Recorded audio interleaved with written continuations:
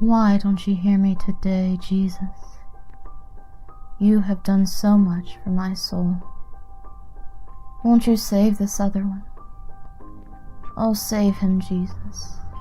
Please, I beg you, oh Jesus, save him.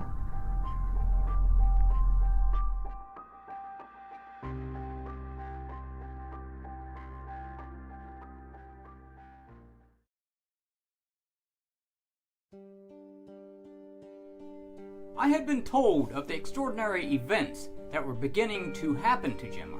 I had no interest in these events, and even suggested that an exorcism be performed upon her. But in obedience to my superior, I went to visit and examine her. One evening during supper, Gemma rose from the table and went to her room, feeling signs of a coming ecstasy. After a little while, her mother and I found her in ecstasy.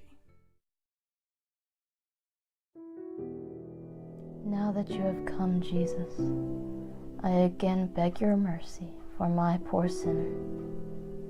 Save him, Jesus. Do not abandon him. You have not measured the blood you have shed for sinners. Your blood was shed for him and for me. Will you save him and not me? O Lord, you are mercy itself. I will not rise from here until you have saved him. And I offer myself, Lord, as a victim for all, but especially for him. Our Lord spoke to Gemma of only his divine justice, but Gemma persisted. I am not seeking thy justice. I am imploring thy mercy.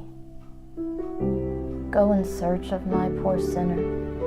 Press him to thy heart, and he will surely be converted. Call him son, and his hardened heart will soften when he hears you. One by one, Jesus began to list all the faults of the poor sinner to Gemma.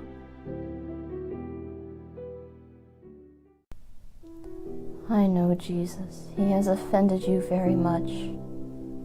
I have done worse, and yet you have shown me mercy. I know he has made thee weep, but look not upon his sins, but upon the blood which you have shed for him. I want his salvation.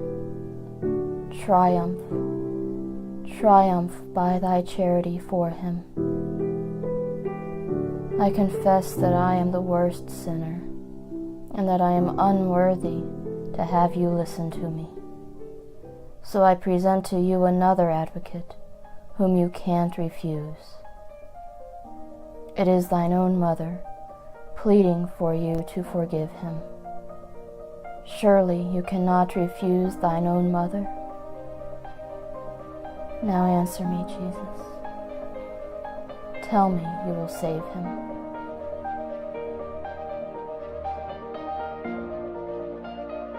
At this point, it seemed as if Gemma was rejoicing with all the angels and saints in heaven, for the victory had been won. He is saved. He is saved. Jesus, you have conquered. You have conquered. After having witnessed this beautiful miracle, I went to my room, overwhelmed with many thoughts. I soon heard a knock at my door. Gemma's mother was there and told me that a strange man wanted to see me. I called him in. He fell down at my feet, sobbing, and asked me to hear his confession. I thought my heart would burst. It was Gemma's sinner, converted at that very hour.